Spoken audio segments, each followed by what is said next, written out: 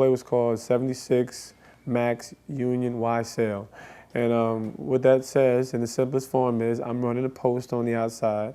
The guy on the inside is running with, which is like an outcut, which is straight, and he breaks towards the sideline.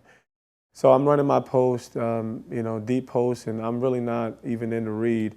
I'm basically a guy that wants to clear out the coverage and make way for Steve Smith, who's on the inside of me. And by the time I'm clearing out the coverage, I could have possibly gotten a throw if the safety is very nosy on Steve Smith, but that didn't happen. So by the time I look back, I see Eli's already under duress. And at that point, all the work, all the craftsmanship of great play calling and everything kind of goes out the door, and it's just make a play. And Eli, he did above and beyond making a play. You kind of get that kind of oh no feeling. You're sitting there like, oh no, please. But at the same time, you keep your cool. I broke my route off, and I just looked for some open space. I look back and I'm seeing Eli, who can barely, jump rope on a regular basis, and but he slips 3 New England Patriots, rolls to his right and puts the ball up.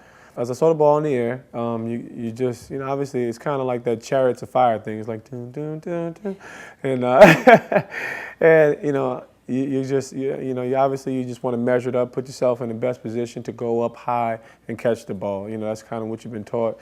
Even in high school, they teach you that. And that's what I was doing, measuring up the ball. I knew I was open, but I knew I wouldn't be open for long.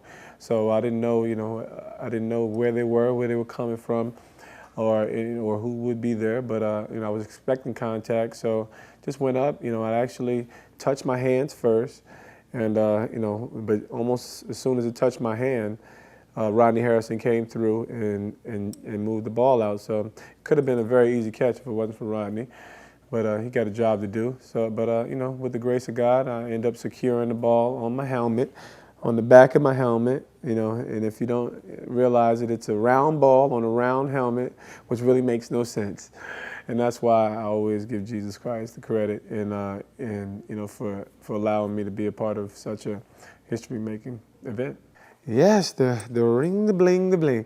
Well, this is it. I wouldn't be able to, as beautiful as this is, and nothing compares to the beauty of my wife, because she was the stability, that I had in college, and she went through the fire, and so that's kind of what completes my life, and I feel like I've been restored in so many different ways, and it gives me, and a lot of people say, what a way for this thing to culminate. But I felt like this is kind of the beginning of something. I felt like it.